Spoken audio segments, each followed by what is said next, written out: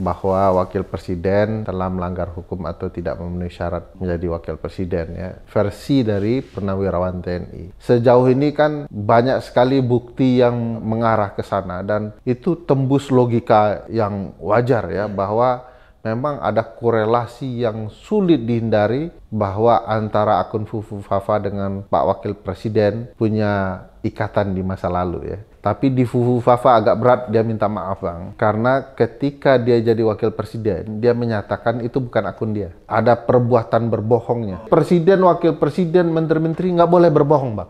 Ini mumpung wakil presiden tidak punya partai sebenarnya, harusnya ini proses lebih mudah.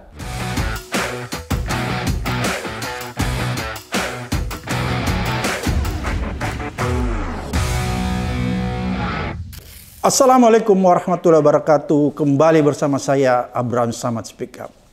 Netizen, seperti biasanya hari ini saya menghadirkan narasumber yang luar biasa.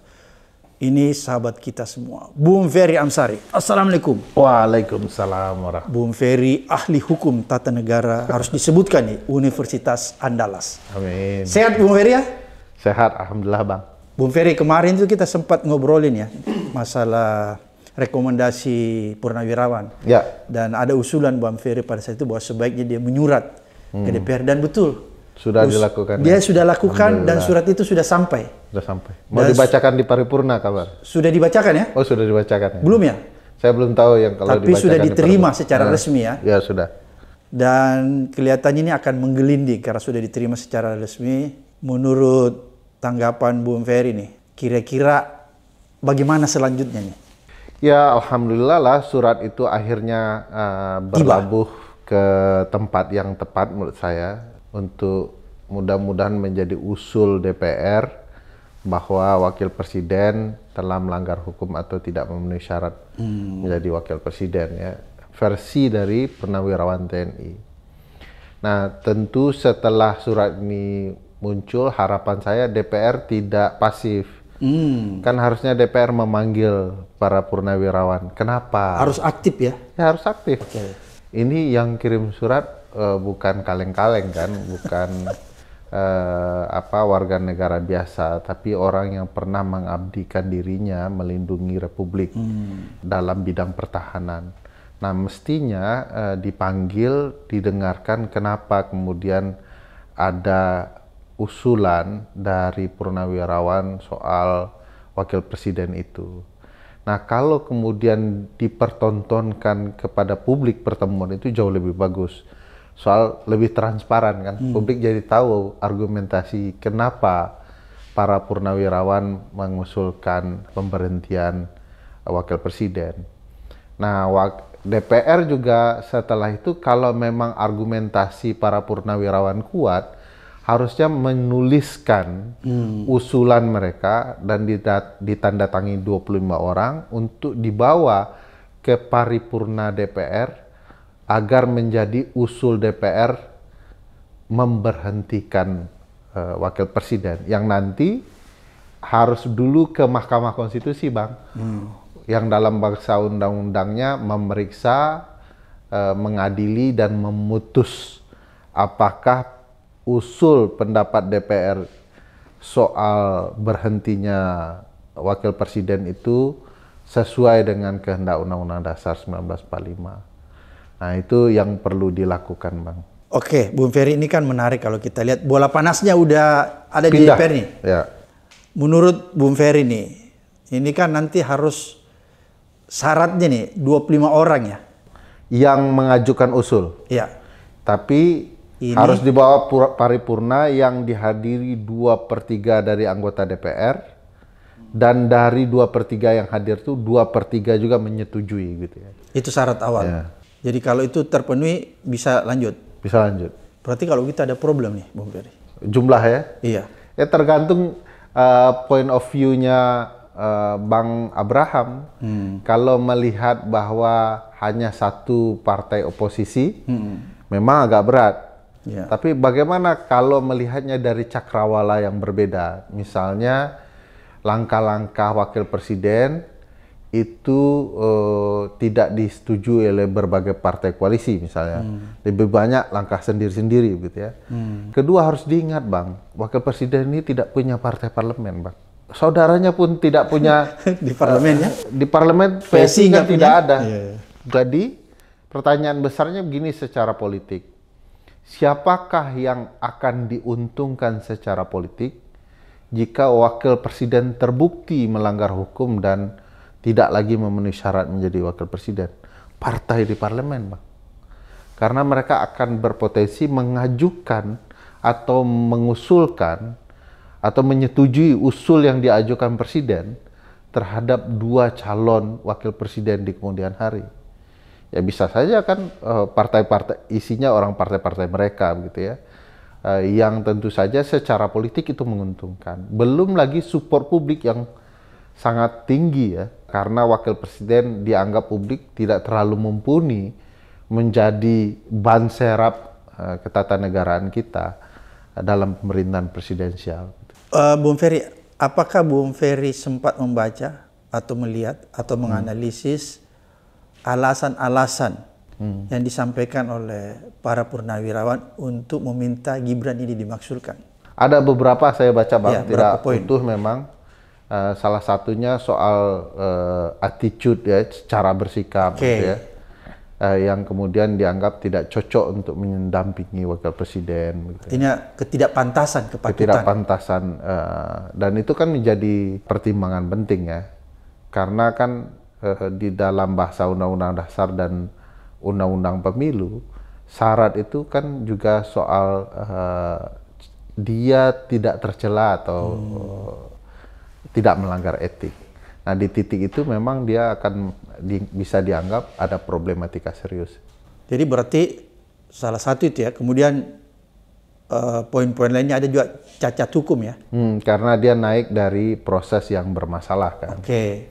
Kemudian yang lainnya juga itu ada yang seperti Bung Ferry katakan, apa tuh, perbuatan tercela. Perbuatan tercela mungkin di sini dikaitkan dengan apa yang disampaikan, diduga disampaikan oleh Gibran pada akun Fufu Fafanya itu kan, kalau dibaca itu termasuk kriteria itu ya, perbuatan tercela. Ya, tidak pantas. Betul. Kalau benar akun itu adalah Gibran, selesai memang dia. Nah, tugas DPR kan membongkar kebenaran apakah akun itu adalah milik Gibran atau tidak. Sejauh ini kan banyak sekali bukti yang mengarah ke sana, dan itu tembus logika yang wajar ya, bahwa memang ada korelasi yang sulit dihindari bahwa antara akun Fufu Fafa dengan Pak Wakil Presiden punya ikatan di masa lalu ya. Nah itu yang harus dibuktikan. Tugas kalau Abang perhatikan bahasa pasal 7B Undang-Undang Dasar 1945 itu adalah memastikan apakah bisa dilakukan proses untuk memeriksa, dan itu diletakkan sebagai fungsi pengawasan DPR. Nah, kalau DPR menjalankan fungsi pengawasan, mestinya dia betul-betul mau memastikan apakah kontroversi akun Fufu Fafa itu benar adanya dengan presiden. Kan mereka bisa menggunakan hak interpelasi, ya, hak kemudian melakukan upaya penyidikan, hak menyatakan pendapat begitu ya. Nah kalau mereka tidak menggunakan haknya, menurut saya ya mereka tidak menjalankan fungsi pengawasan. Jadi lakukan fungsi pengawasan dengan mencoba memanggil dulu ya, wakil presiden kah, purnawirawan kah, pihak-pihak yang bersuara soal akun itu. Ada Mas Roy Suryo ya, yang punya logika soal akun itu sangat menarik ya. Mas Roy Suryo mungkin bisa sebentar lagi jadi doktor akun Fufu Fafa, karena menjelaskan banyak hal korelasinya. Dan itu sangat terbuka di sosial media ya. Nah ini yang sejauh ini yang tidak terbongkar. Jadi kayak penyelenggara negara kita itu selalu dibiarkan dengan misteri-misteri yang harusnya dibongkar dengan sangat baik oleh DPR. Nah, saya berharap sebenarnya anggota DPR memulai dengan memanggil purnawirawan karena sudah bersurat, menjelaskan argumentasinya. Ada beberapa isu yang sangat seksi ya, soal akun Fufu Fafa, soal naik di tengah jalan dengan cara yang tidak baik ya. Ada perbuatan tercela. Perbuatan tercelanya tidak hanya sekedar di akun Fufu Fafa, Bang. Ada video yang bicara soal mohon maaf ya, bagian tubuh perempuan tertentu yang itu bagi saya sangat tercela begitu ya, yang di pasal 169 Undang-Undang Pemilu itu syarat menjadi calon wakil presiden. Wakil presiden itu adalah orang yang tidak pernah melakukan perbuatan tercela. Penjelasannya, apa itu perbuatan tercela? Adalah perbuatan yang cela berdasarkan secara agama, secara masyarakat, secara adat. Nah, ketiga-tiganya kena tuh, Bang. Terpenuhi ya? Terpenuhi itu. Ngomong-ngomong tidak jelas. Ya jadi mungkin akun Fufu Fafa akan diperdebatkan dalam sidang DPR berikutnya ya, untuk kemudian dilakukan proses penyelidikan yang lebih matang. Tapi sudah ada video tuh, Bang, yang sangat jelas. Kan dipanggil DPR, kenapa Anda dulu begini? Sehingga DPR bisa melihat apakah dalam khasanah politik kita, jabatan-jabatan tertinggi. Ya dulu Bung Ferry, kan kalau dia ditanya tuh, dipanggil ya sama DPR, kita berandai-andai, kenapa Anda melakukan ini dulu? Itu kan dia lakukan sebelum jadi wakil presiden. Kalau misalnya dia mengaku terus dia minta maaf, apakah itu dianggap selesai? Ya, ada saya hilaf pada saat itu, saya masih muda, saya terpengaruh, dan saya mohon maaf atas apa yang saya sudah lakukan di masa lalu. Apakah itu dianggap selesai? Enggak ya? Kalau di isu bagian tubuh perempuan, Bang, kalau dia mengaku dia masih muda, dia khilaf dan segala macam, Tapi di Fufu Fafa agak berat, dia minta maaf, Bang. Karena ketika dia jadi wakil presiden, dia menyatakan itu bukan akun dia. Ada perbuatan berbohongnya. Nah, sampai sejauh ini, baik di isu Fufu Fafa maupun bagian tubuh perempuan ini, dia sama sekali tidak menunjukkan sikap yang tegas ya. Dan harusnya dia berani saja ya, silahkan panggil saya siap datang untuk mengkonfirmasi apa-apa yang ada. Jadi ada banyak mekanisme, Bang. Sebenarnya saya suka mencontohkan orang ini ya, saya malu sendiri kayak. Jadi misalnya Barack Obama itu dulu waktu muda pernah nyimeng, Bang. Jadi sebelum maju dia sudah minta maaf. Nyimeng itu ganja. Ganja ya. Dia ngaku bahwa dulu waktu muda dia, ya maklumlah anak muda. Saya dulu pernah melakukan itu, terbuka dia sampai pernah nakal juga. Namanya juga manusia, berkembang gitu ya. Kalau ini kan tidak pernah, Bang. Ini ada upaya untuk menghindarkan diri seolah-olah betul-betul baik dari dulu dan segala macamnya gitu ya. Nah, ini yang tidak boleh ketika dia wakil presiden, dia denial. Abang ingat peristiwa Bill Clinton nggak? Monica Lewinsky. Dia mengaku ya. Ini yang tua-tua kayak Pak Sam nih, ingatlah kasus nih ya. Iya, dia mengaku ya. Dia tidak mengaku awalnya, Bang. Dia mengatakan dia tidak pernah berselingkuh dengan Monica Lewinsky. Tapi pembuktian lebih lanjut mengarahkan bahwa dia punya banyak pertemuan dan perjumpaan yang janggal dengan Monica Lewinsky. Bukti-bukti itulah yang membuat dia mengakui. Dipaksa dia. Ya, terpaksa mengakui.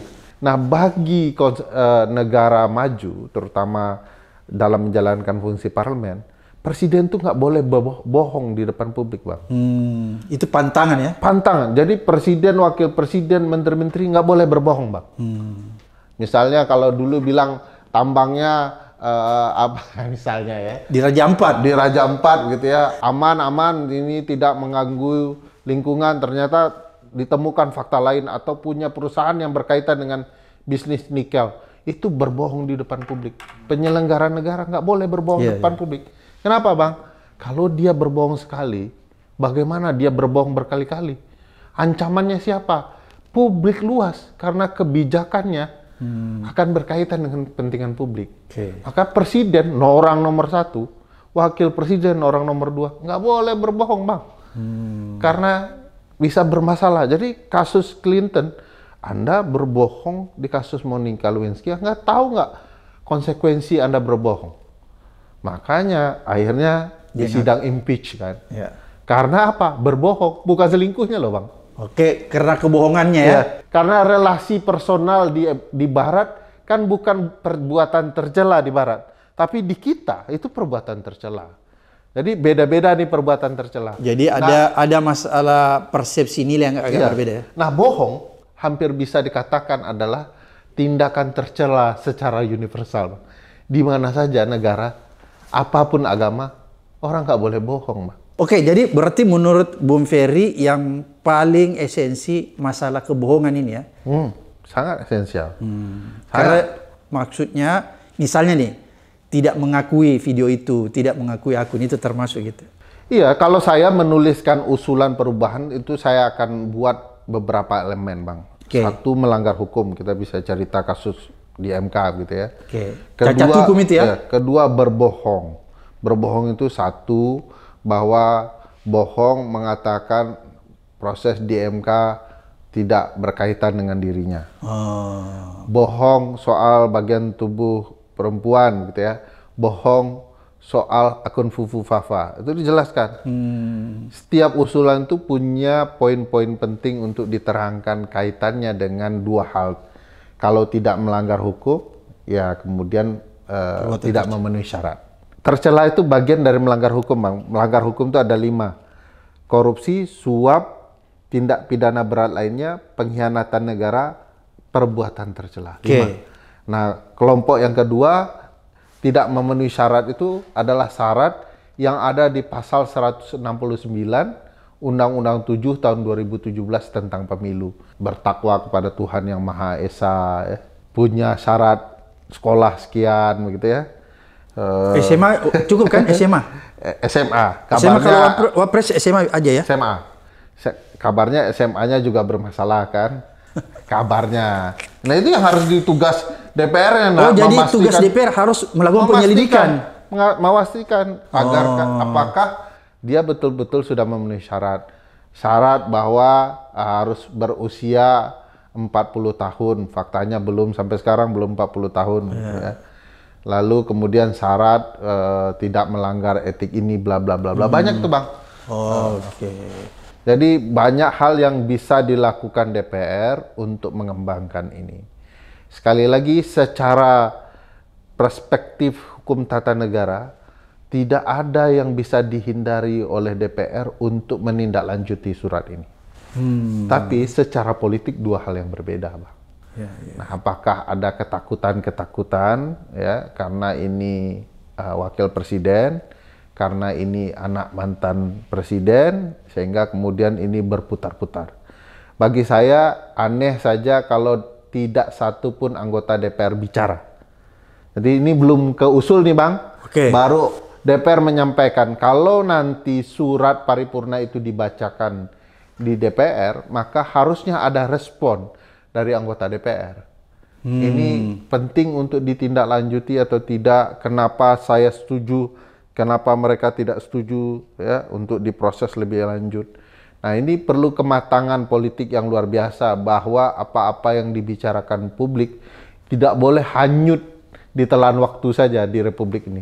Dia harus dikelola, dipastikan kebenarannya, agar kemudian kita tahu sejarah mencatat bahwa apa-apa yang dilanggar oleh penyelenggara negara ditindaklanjuti dengan baik. Nah, ini DPR kayak mati kutu ya, nggak ada kelihatan taji DPR dalam mencoba menjelaskan ke publik apa yang diusulkan oleh paripurna. Kan menarik nih kalau kita lihat komposisi ya, hanya satu mungkin yang kita bisa identifikasi sebagai partai yang mengambil peran oposisi. Mungkin. Itu pun identifikasi kita, misalnya PDIP ya. Ya, setelah diserang agak turun sedikit. Ya, tapi kadang-kadang juga berubah-berubah ya. Maksud saya begini Bung Ferry, dengan mendengar tadi apa yang disampaikan Bung Ferry, bahwa ini kan masih berlangsung terus namanya politik saling sandra ya. Kita tahu betul bahwa wakil presiden kita ini anak dari seorang mantan presiden yang begitu kuat, punya jaringan yang masih berjalan sampai sekarang, menurut orang katanya. Sehingga dia masih diperhitungkan. Jarang presiden Indonesia yang sudah selesai masih punya kekuatan seperti Pak Jokowi. Kira-kira seperti itu yang saya lihat ya. Bukan jarang, Bang. Di mana-mana mantan presiden itu dalam konteks hukum tata negara adalah presiden, hanya tidak punya kekuasaan formil. Dia tidak bisa menjalankan proses birokrasi. Tapi dia kan orang-orangnya masih banyak tuh, Bang. Ya, makanya presiden itu tidak pernah pensiun sebenarnya, hanya tidak dilanjutkan pemberian kekuasaan. Maka setiap negara presidensial selalu manggil mantannya presiden. Jadi Presiden Jokowi problematikanya dibandingkan mantan presiden lain adalah mantan presiden betul-betul meninggalkan dunia perpolitikan tanpa cawe-cawe. Kalau Pak Presiden Jokowi masih sangat cawe-cawe di mana-mana, Bang. Ya, saya kan pernah ceritakan juga di podcast ini. Setengah dari jumlah menterinya masih ada di kabinet ini. Beliau masih mengurusi urusan ketatanegaraan. Pernah jadi wakil diutus Presiden Prabowo begitu ya. Sering bertemu Presiden Prabowo hampir sebulan sekali. Saya lihat, atau 1 bulan 2 kali. Bahkan, Bang, urusan tambang pun pakai inisial Pak JKW sekarang kapal-kapalnya kan. Tambang nikel. Sekarang yang heboh tambang nikel, JKW Iriana begitu ya. Ada juga apa itu kapal Iriana Mutiara apa ya? Ya, itu kan menunjukkan dominasi powerfulnya masih sangat kuat di dalam berbagai proses. Kalau orang presiden lain tidak sudi ya, namanya dibawa-bawa, Presiden Jokowi malah kalau perlu kasih nama kapal itu inisial saya kan. Nah, ini kan problematika soal keinginan untuk apa ya, cawe-cawe dalam kekuasaan atau tidak.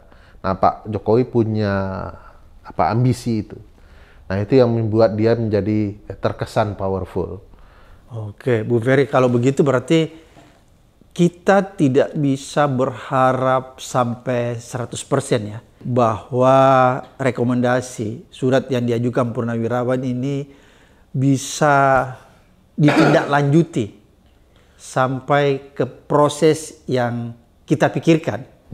Melihat komposisi DPR seperti sekarang ini dan melihat adanya politik sandra ya, karena kita tahu bahwa kan hampir sebagian besar nih ketua-ketua partai mungkin tanda petik punya masalah kalau dicari-cari ya. Pasti iya. Ya. Apakah ini juga menjadi bagian yang akan dimainkan ke depannya sehingga usulan ini bisa kandas di tengah jalan? Ya, saya ingat saya waktu di forum ini juga saya menyampaikan 2 hal. Satu, dipanggil DPR. Kedua, datangi DPR. Ya. Purnawirawan itu bisa dipanggil DPR atau mendatangi DPR. Bahwa tidak sekedar mengusulkan, kami juga minta pertemuan gitu ya, untuk menjelaskan kepada publik kenapa argumentasi itu muncul. Nah, apakah kemudian bisa berlanjut, tidak berlanjut? Harus diingat, Bang, Purnawirawan bersurat ini adalah bagian dari hak warga negara. Kewajibannya ada di mana? Di DPR, Bang, menurut pasal 7A, 7B Undang-Undang Dasar 1945. Jadi aneh kalau DPR tidak menjalankan kewajibannya. Ya. Nah, bagi saya kalau dalam konteks agama kan tidak menjalankan kewajiban dosa lah ya. Secara politik ini dosa politik DPR membiarkan apa yang disampaikan oleh Purnawirawan ini tidak ditindaklanjuti. Secara ketatanegaraan kebutuhan hanya sedikit ya, Bang. 25 orang, minimal 2 fraksi yang berbeda. Kalau dilihat komposisi partai oposisi, 25 itu kecil sekali, Bang. Sebenarnya ya? Sebenarnya kecil sekali. Ya, Saya menyayangkan kalau tidak ada secara politik, politisi kita mampu menuliskan usulan ini. Ini yang membuat ketimpangan politisi sekarang dan yang dulu ya. Kalau dulu mereka betul-betul menunjukkan taji mereka sebagai anggota parlemen. Nah, sekarang semakin ke sini semakin memang ada kelemahan ya, terlalu banyak artis, terlalu banyak ini pengusaha yang kemudian kepentingannya berbeda-beda. Nah, sesungguhnya kalau partai-partai terutama oposisi walaupun sudah dipukul sana sini ya, ini memang kasihan juga oposisi dipukul. Harusnya oposisi itu meskipun sedikit berani memukul balik begitu ya. Harusnya mengusulkan tertulis itu. PDIP ya harusnya. PDIP ya harus mengusulkan tertulis. PKS juga boleh lah. Ya, masa dari sebanyak itu anggota parlemen, masa tidak ada satu fraksi lain, Bang? Iya, misalnya dari 25 Golkar, ini tidak masuk akal. Dari Golkar bisa, PAN, dari PAN bisa, dari PKS bisa. Gerindra pun bisa. Sangat bisa, Bang. Selalu ada jalan politik kalau memang niat politiknya disupport publik. Ini publik sudah support, niat politiknya yang tidak ada. Ini problematikanya. Jangan dulu Bung Ferry. Berarti kalau Anda lihat kondisi di lapangan, bahwa sebenarnya publik sudah mensupport penuh ini ya. Wow, publik ingin tahu, Bang. Pemaksulan ini ya. Ya, ini misteri bagi publik kan. Benarkah akun Fufu Fafa itu adalah milik wakil presiden? Benarkah proses di MK itu tidak penuh dengan kebohongan? Ya? Benarkah ada upaya wakil presiden disupport oleh presidennya? Benarkah soal tubuh perempuan itu adalah kenakalan anak muda semata atau tabiat yang masih berlanjut hingga sekarang? Kan misteri-misteri ini tidak terjawab dan dibiarkan gitu ya. Dan misteri ini harus dibongkar di DPR. Harus, Bang, kalau enggak semua hal yang menjadi manipulasi politik akan selalu diabaikan. Lagi-lagi dampak ke depannya, orang boleh berbuat curang sepanjang dia kuat. Ya, sehingga nanti juga apapun kasusnya akan dibiarkan, diabaikan. Padahal kalau kita membongkar hari ini bukan karena kita benci Fufu Fafa dan Mas Gibran, tapi jadi pembelajaran ke depan kalau menjadi penyelenggara negara yang benar Anda gitu. Jadi ini menjadi penting untuk masa depan bangsa dan negara kita ya. Bukan soal Gibrannya ya. Bukan soal Gibran dan soal Fufu Fafa dan yang lainnya, tetapi apa yang menjadi esensi kenapa ini harus dibongkar dan harus ditegakkan. Esensinya penyelenggara negara kita nggak boleh berasal dari orang yang suka-suka hati saja. Dia mau dirinya saja yang dia turuti ya. Dia nggak boleh asal ngomong, tidak boleh asal merusak hukum. Tidak boleh mengubah hukum di tengah jalan. Tidak boleh menggunakan kekuasaan yang dimiliki ayah dan pamannya. Ini kan sesuatu yang terlarang dan tidak boleh terulang, Bang. Nah, kalau kita membiarkan, besok akan diulang lagi.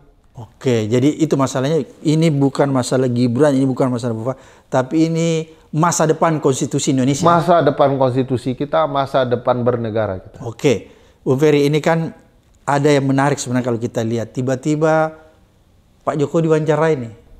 Dan dia terpancing mengomentari. Menurut saya agak terpancing juga. Seharusnya kan kalau sebagai seorang negarawan kan dia nggak boleh masuk. Tapi dia masuk terlalu jauh dan mengomentari. Dan penjelasannya menurut saya kelihatannya konflik of interest betul. Ya, karena dia menyatakan bahwa kalau di Indonesia itu satu paket. Dia bilang gitu kan. Jadi pemilihan presiden dan wakil presiden itu satu paket. Beda dengan Filipina. Dia langsung ngomong bahwa kalau di Filipina itu beda. Di Filipina wapresnya bisa saja misalnya dimaksulkan dan lain-lain sebagainya. Tapi kalau di Indonesia beda karena pemilihannya satu paket. Maka seolah-olah dia ingin mengirim mengirim pesan bahwa kalau Gibran mau dimaksulkan ya harus satu paket. Ya, Ngancam-ngancam juga kena ya. Ngancam-ngancam presidennya. Gimana menurut Bung Ferry nih? Karena Pak Jokowi tidak baca undang-undang dasar saja. Jadi kan baik itu disumpah maupun diberhentikan, dia bisa berdua, bisa sendiri-sendiri. Maka frasa yang digunakan, kata yang digunakan adalah alternatif kumulatif. Presiden dan atau wakil presiden. Maknanya bisa kedua-duanya, bisa sendiri-sendiri. Makanya dan atau alternatif kumulatif. Jadi alternatif itu bisa sendiri-sendiri, presiden saja yang dilantik, presiden saja yang diberhentikan, atau wakil presiden saja yang dilantik, wakil presiden saja yang diberhentikan. Kan bahasa sumpah dan bahasa diberhentikan sama dan atau. Jadi apakah bisa Pak Prabowo saja ketika diketahui bahwa wakil presiden bermasalah dilantik ketika itu? Ya bisa. Apakah wakil presiden saja yang bisa dilantik ketika itu kalau tiba-tiba Pak Prabowo ya sakit, meninggal dunia, berhalangan tetap, kan bahasa konstitusi begitu ya. Bisa, Bang, dilantik jadi wakil presiden, karena wakil presidennya tidak jadi, dia akan otomatis menjadi presiden. Barulah dia memilih 2 calon untuk menjadi wakil presiden. Begitu juga presiden boleh dilantik sendiri. Tanpa wakil? Tanpa wakil. Setelah dilantik, barulah dia menunjuk 2 nama untuk memilih calon wakil presiden berikutnya. Begitu juga diberhentikan, Bang. Kalimatnya alternatif kumulatif. Pasal 27B itu eksplisit. Presiden dan atau wakil presiden dapat diberhentikan pada masa jabatannya. Pada masa jabatannya. Berarti bisa wakil presiden sendiri atau presiden sendiri atau kedua-duanya. Jadi Pak Jokowi nggak boleh narik-narik orang gitu ya, cari-cari pertakut, nakut-nakuti, ini akan dikait-kaitkan dengan Pak Prabowo. Yang berbohong siapa? Keluarga yang terlibat siapa? Ya, gitu ya. Ya itu yang akan dibongkar dan diungkapkan di DPR. Oke, jadi apa yang disampaikan Pak Jokowi sebenarnya kurang tepat ya. Dia tidak terlalu memahami konstitusi ya. Mungkin ya tidak baca, tidak memahami, atau bisa juga baca, memahami, cuman cari-cari gara-gara aja. Kan kita lihat nih, ada fenomena yang sedang berkembang juga nih, ya Bung Ferry ya, bahwa partai-partai pendukung ini, partai-partai pendukung ini kan masih mengkalkulasi sebenarnya. Dia masih melihat opini publik. Maksud saya begini, mungkin juga dia akan tergerak mendukung usulan pemaksulan ini kalau dia melihat dukungan publik itu semakin menguat. Kira-kira seperti itu yang saya baca ya. Tapi kan seharusnya tidak seperti itu ya. Seharusnya tanpa melihat dulu gejolak di tengah masyarakat, harusnya ketika surat sudah masuk, ya usulan sudah masuk, maka anggota DPR itu sebagai wakil rakyat harus punya inisiatif ya untuk menindaklanjuti usulan itu. Kira-kira seperti itu Bung Ferry ya? Ya, memang political pressure penting ya di dalam berbagai ruang politik di mana-mana. Tetapi apakah political pressure yang dilihat DPR itu adalah kemarahan publik turun ke jalan, itu kuno sekali. Kan sekarang publik sudah membicarakan ini di mana-mana. Di media sosial ya, di podcast-podcast, di dalam berbagai pertemuan. Ini sebenarnya sudah bisa menjadi jalan agar publik tidak resah dengan berbagai peristiwa. DPR kemudian melakukan proses tindak lanjut dari surat purnawirawan ataupun tanda tanya publik. Bagi saya tidak selalu polanya itu melihat demo besar-besaran. Ini DPR ini lucu juga. Kalau orang demo dilarang gitu ya. Begitu publik menyuarakan dengan cara-cara lain, disuruh demo, nunggu demo dulu orang belum marah. Gitu. Melihatnya menurut saya salah gitu ya. Nah, oleh karena itu yang perlu dilakukan oleh DPR itu bisa banyak jalannya, Bang. Misalnya manggil tadi purnawirawan. Atau meminta para ahli menjelaskan ya, baik politik, tata negara atau bidang lain yang terkait ya. Misalnya memanggil kalau memang Mas Roy Suryo itu dianggap punya kiblat politik yang berbeda ya, sehingga tidak di tengah. Kan bisa dipanggil ahli lain oleh DPR. Jelaskan tentang akun Fufu Fafa ya. Akun Fufu Fafa. Lalu bisa dipanggil ahli psikologi kejiwaan ya. Apakah ini problematika atau tidak di masa depan. Ya kayak orang lihat kendaraan ya, semakin ahli orang melihatkan Fitra Eri misalnya bisa melihat mobil ini ban serapnya dari jauh bocor nih. Ya kan? Kalau Pak Sam dengan saya dari jauh, Bang, mungkin lihat ban tuh kok nggak ada bedanya gitu ya. Orang sudah tahu ini kayaknya sudah ditubles berkali-kali nih Bang gitu ya. Karena dia ahli. Begitu juga ahli kejiwaan, dia bisa menilai, mempelajari menurut ilmu saya. Tentu orang yang paling bertanggung jawab. Tidak bisa orang yang kemudian tidak punya sertifikat atau ijazah keilmuan. Ijazah lagi. Ijazah lagi. Nggak mungkin, karena ijazah adalah faktor paling penting untuk menjelaskan bahwa dia punya kematangan keilmuan itu atau tidak. Jadi bisa diundang banyak, Bang. Jadi kalau soal kreativitas, saya yakin DPR itu kreatif. Cuman niat politik belum muncul. Yang menurut saya ya bisa dipressure berdasarkan keinginan publik agar mereka tidak terkatung-katung dengan berbagai pertanyaan. Atau bisa juga dorongan dari berbagai pihak lain untuk menjelaskan ada problematika.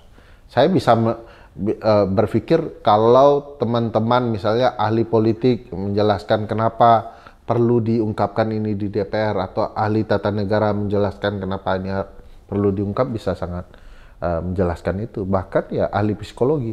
Jadi tidak hanya digantungkan proses ini kepada teman-teman purnawirawan. Banyak juga yang harus support begitu ya. Oke.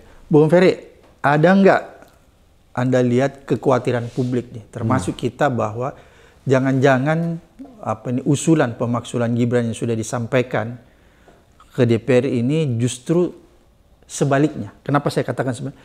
Karena jangan sampai justru usulan ini nanti akhirnya menjadi mentok dan kita melihat bahwa yang menjadi otak menggagalkan itu justru datang dari DPR. Ada nggak kekhawatiran itu, Bung Ferry, melihat konstelasi yang sedang berkembang di DPR? Selalu ada potensi itu ya Bang, karena harus diingat konsep pemakzulan itu dibuat rumit karena memang pengalaman sejarah kita dan komitmen untuk meletakkan prinsip fixed term in office ya, masa jabatan tetap presiden dan atau wakil presiden.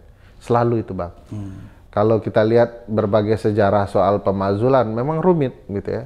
Tapi harus dijalankan. Tapi harus dijalankan. Jadi, karena kan begini Bung Ferry, menurut saya kan begini. Kita jangan berpikir dulu tentang hasilnya. Misalnya nggak diganti, boleh. tapi harus dijalani dulu ya. Kalau kita berpikir hasilnya berarti kita sudah ada framing di kepala kita ini.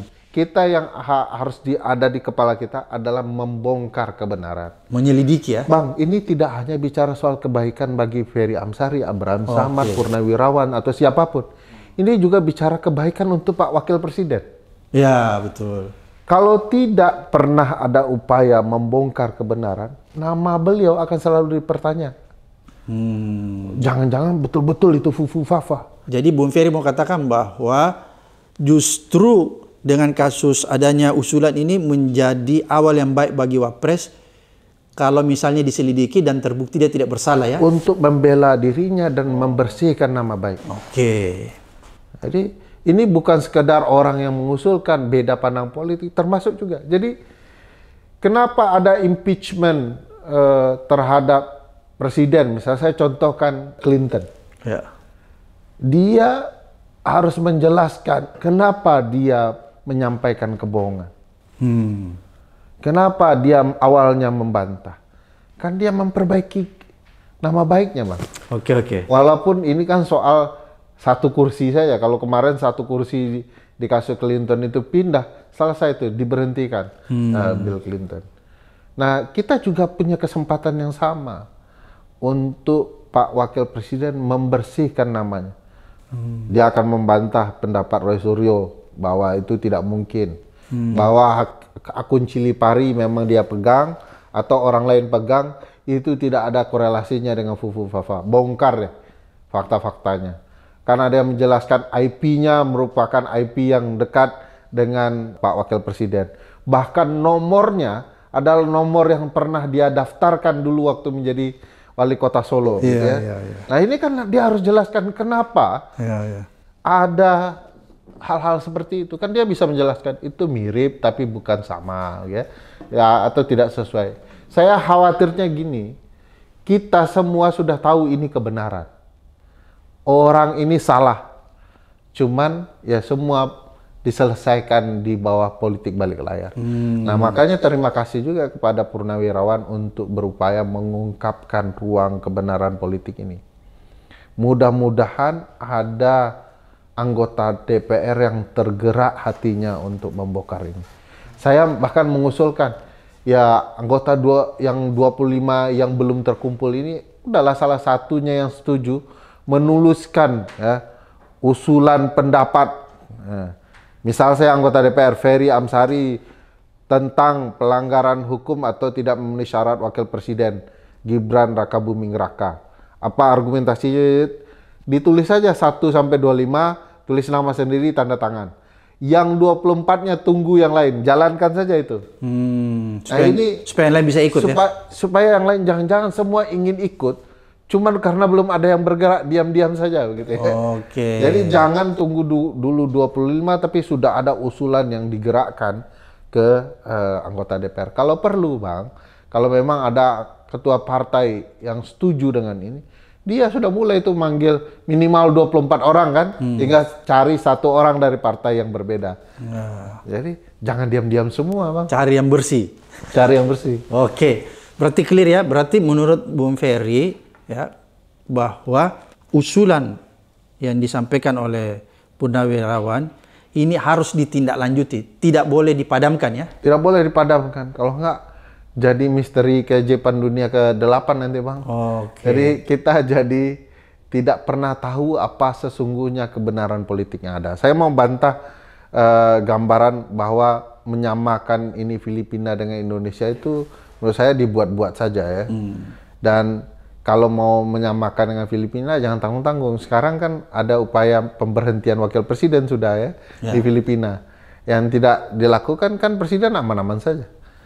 Jadi kalau contohnya Filipina malah ya tidak berlangsung kedua-duanya di Filipina, juga di banyak negara dengan sistem yang berbeda dengan Filipina. Di Amerika juga satu-satu Bang. Clinton satu, wakil presidennya nggak ikut. Ya. Di Indonesia, waktu Presiden Abdurrahman Wahid, wakil presidennya nggak ikut. Di era Pak Soekarno juga tidak ikut. Pak Soeharto juga tidak ikut wakil presidennya. Kemarin juga di Korea presidennya wakil presidennya tidak ikut.